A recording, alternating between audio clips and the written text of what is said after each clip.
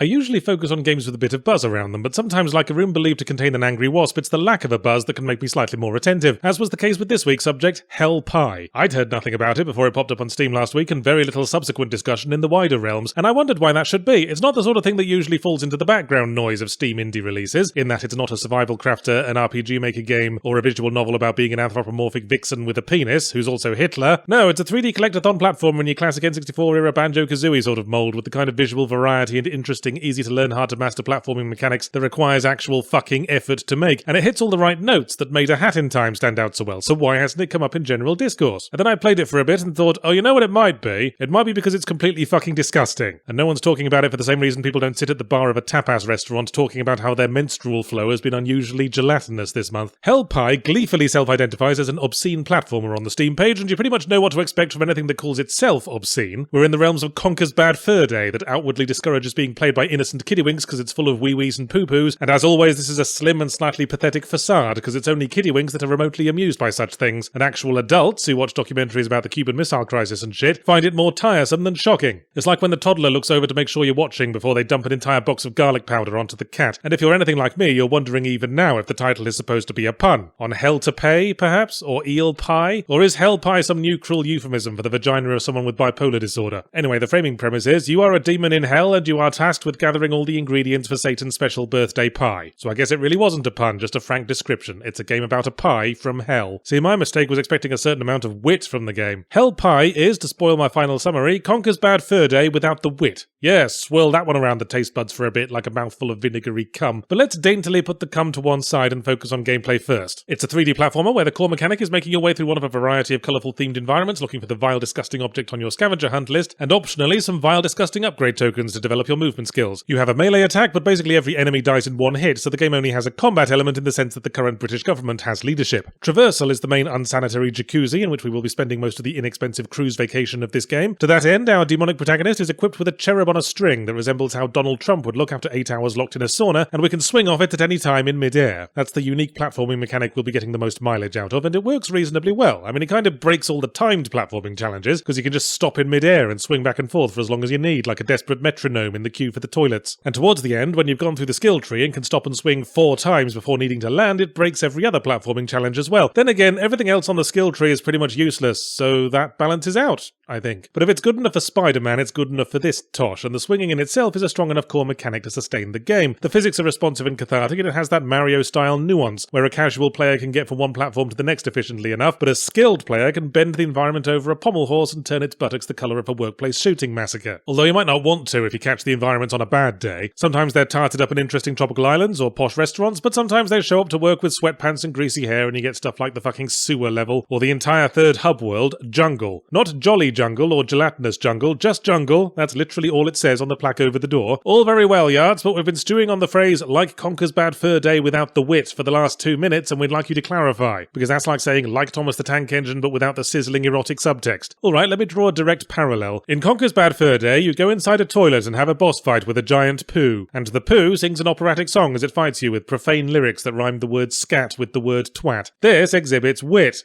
It's wit to rhyme with shit, but it's wit. The humour lies in a poo, a very unrefined thing, singing opera, a style of music generally considered very refined. In contrast, in Hell Pie, you go into a sewer and there are poos. And there's no joke there. Some of the poo is alive and hostile and wearing Nazi helmets, but that's not a joke either. There's no comical through line from Nazi to poo. If the poos had all resembled former British Home Secretary Douglas Hurd and had been called Douglas Turds, that would have been a joke with some wit. As it is, all the game has done is dropped some poo on the floor and then looked at me as if it expected me to know what to do with it. The tragedy of Hell Pie is that it had a lot going for it. A strong central mechanic, a nice vibrant appearance, clear dedication and effort from its creators, but it's all let down by being really witlessly off-puttingly crass. I'm sorry to have to side with your primary school homeroom teacher on this one, Hell Pie, but poo references just aren't big or clever, and I have no idea who this game is even aimed at. Little boys whose idea of intellectual discourse is to compete to see who can yell fanny flaps the loudest in a crowded assembly, and of those, the subset that also wants to see small adorable baby animals being bloodily and painfully tortured for no particular reason every time you get a horn upgrade. All I can picture is that one kid I knew in middle school who mysteriously stopped coming to school around the time his sister showed up with burn scars and an eye patch. There was a moment when I was in Jungle, hanging around a bunch of anthropomorphic mushroom characters and thinking, well, this isn't particularly obscene, until I noticed that the scavenger hunt item I was looking for was a quantity of white liquid strongly implied to be jizz, and I realised, oh, for fuck's sake, they're supposed to be cocks, aren't they?